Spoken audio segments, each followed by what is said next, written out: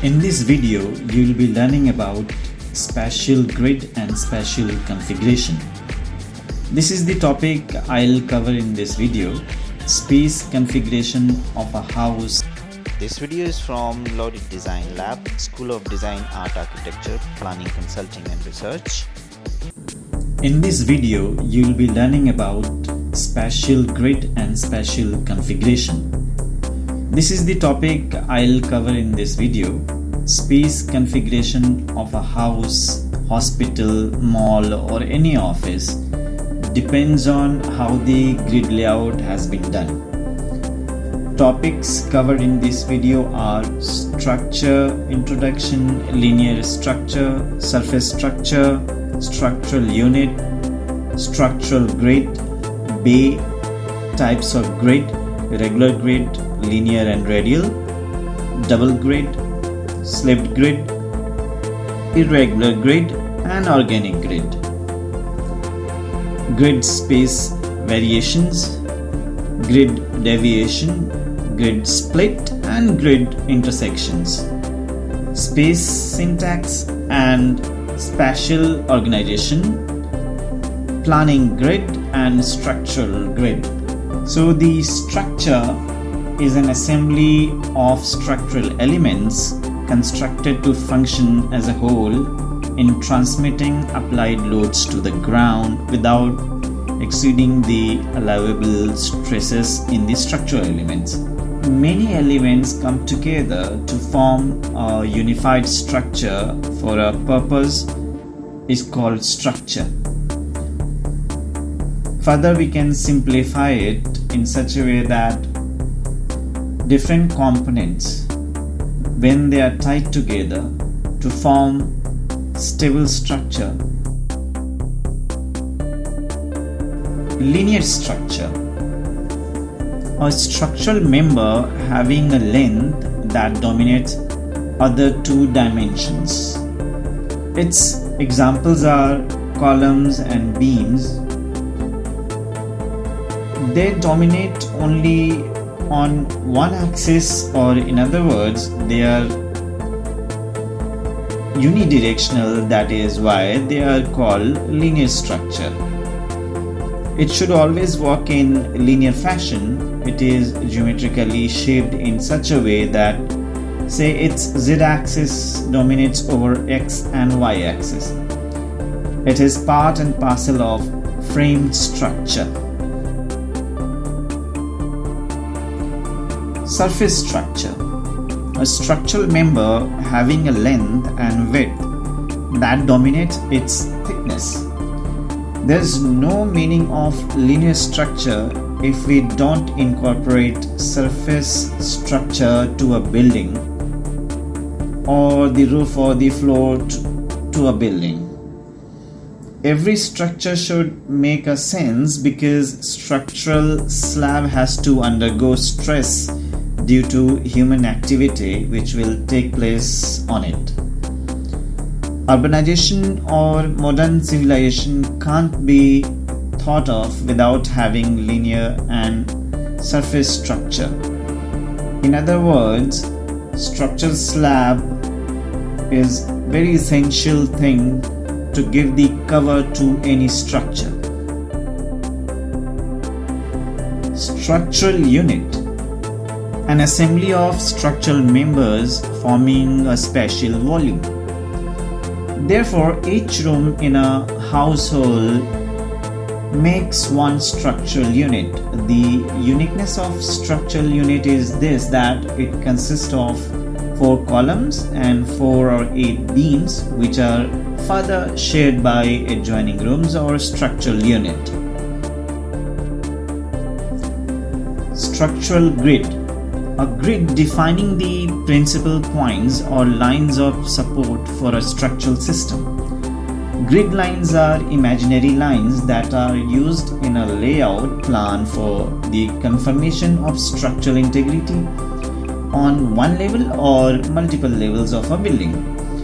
They are generally numbered horizontally and lettered vertically. It can have fixed intervals, say 10 feet each, or mixed intervals, depends on requirements of a particular space. It is generally placed outside the layout plan. It makes space planning also absolutely consistent. Grid lines should be shown in all views, be it plan or elevation or different sections. Bay or structural bay. A major spatial division, usually one of a series marked or partitioned off by the principal vertical supports of a structure. Space created by intersecting lines which will function as a room in a house, or this space will be used for other purposes. It can also be clubbed to form a bigger space for warehouse storages, factories, or to create hangars for aircrafts. Bays created by grids should integrate requirements of different spaces such as bedrooms, living rooms, or living room or kitchen, etc. in the case of a residence. Irregular grid. A structural grid having regularly repeating bays in two directions. It can further be divided into linear and radial.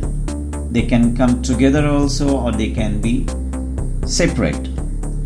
There is most common form of grid system used for small houses or apartments, and it's easy to club space planning with structural elements, which makes easy planning, easy construction, and easy occupancy of the building.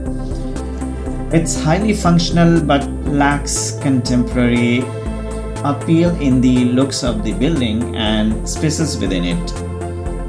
In urban planning, it can be used. In fact, the Line project in Kingdom of Saudi Arabia is the expansive example of the regular grid. Double grid, a structural pattern consisting of two grids offset from each other and creating interstitial spaces between the bays. Interstitial is all about forming and intervening spaces. It creates more complex spaces in the form of interstitial bays, or spaces which can be utilized to set order of same-sized apartments or to set a layout of rooms with bathrooms. It can also be used to counter superimpose load on certain fault line of the building while doing structural layouting. This pattern of grid is uncommon but and essential to know for the design student. Slipped grid, a structural grid having points or lines of supports spaced uniformly in one direction but varying in the other. When attractive facade is required, then such grid pattern can be used. An atrium of a mall can have such space planning for the integration of design elements with large spaces. Uniformity of spacing is not achieved, therefore it can be troublesome to create large spaced layouts where span of columns varies, so the drop size of the beam will also vary. Irregular grid, a structural grid having irregularly shaped bays in one or more directions. It falls in between organic and irregular grid planning. There are some situations where local geographical entities such as rocks and varying levels of landmass are not favorable. Therefore, irregular grading becomes absolute essential. It's very challenging to ideate structural layout from substructure to superstructure. Organic grid, a structural grid based on organic flow of landmass and other natural elements. It integrates plot inventory in such a way that it doesn't harm them or minimally harm them. It could be plants, rocks, water body, a well, cluster of plants, fruit trees, ornamental plants, etc. It's rarely used for dwelling units, but it is certainly used for landscaping, which absorbs all local elements existing on the site. This grid planning is not formal, so it is used with approximation understanding of the designer. Some other type of grids which we will be discussing here, you can have a look.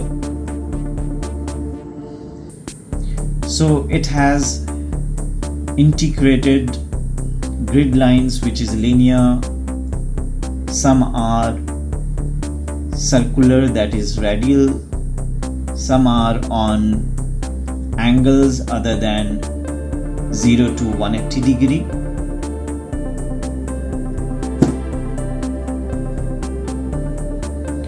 This is a triangular space planning wherein the grid is coming in different way.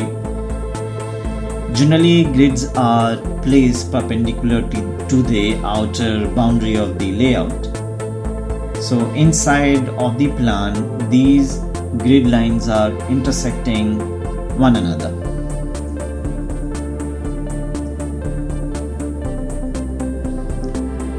This is again a common form of grid planning in which central part is semicircular.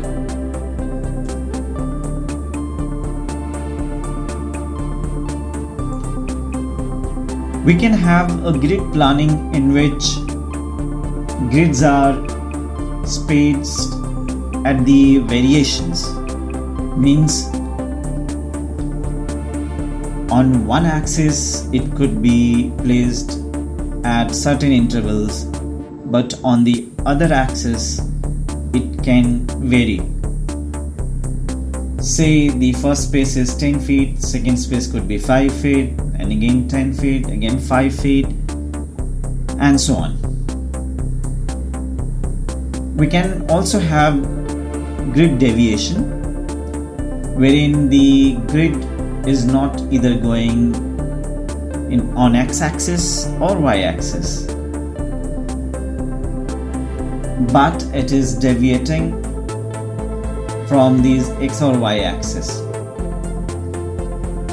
At times, to plan our structure better, we can split the grid. The line which is coming from x-axis or y-axis will make similar to Y letter shape. Intersection of grids happens when the boundaries are making triangle or any angular layout plan. Space syntax. All space syntax involves a set of techniques for analyzing the spatial configurations of various spaces at building and urban scales. Religious spaces such as prayer halls are examples of buildings where observers experience space mostly from a single point of view. So the spatial configurations depends on the utility of the space. It is composed of requirements of spaces, adjacency, and critical metrics. In simpler words, required spaces should have relations with one another, and each space of it should be functional or usable. Spatial configuration is nothing but meeting the demands of an activity in the form of appropriate space.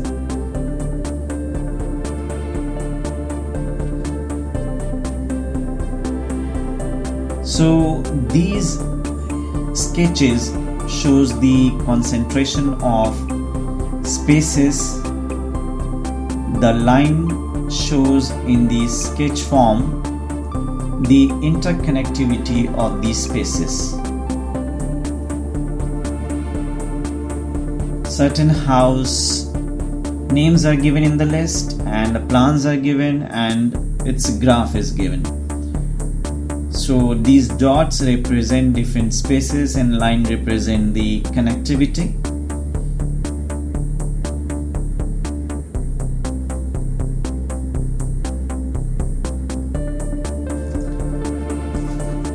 Planning grid and structural grid, they are both very important concept while doing the layouting of any building. When you are making architectural layout, so knowing the planning grid and structural grid is absolute essential. So planning grid is what?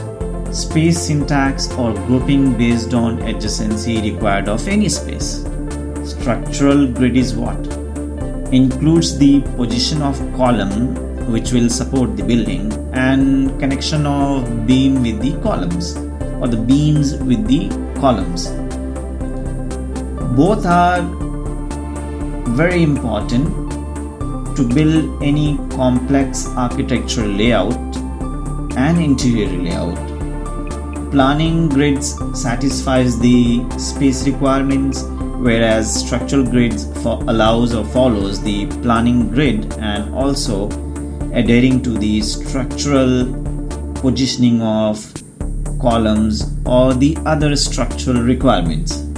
Blue colored dashed lines are representing structural gridding, whereas red colored dashed lines are representing planning grid to figure out spaces. Planning grid is used in cluster layouting.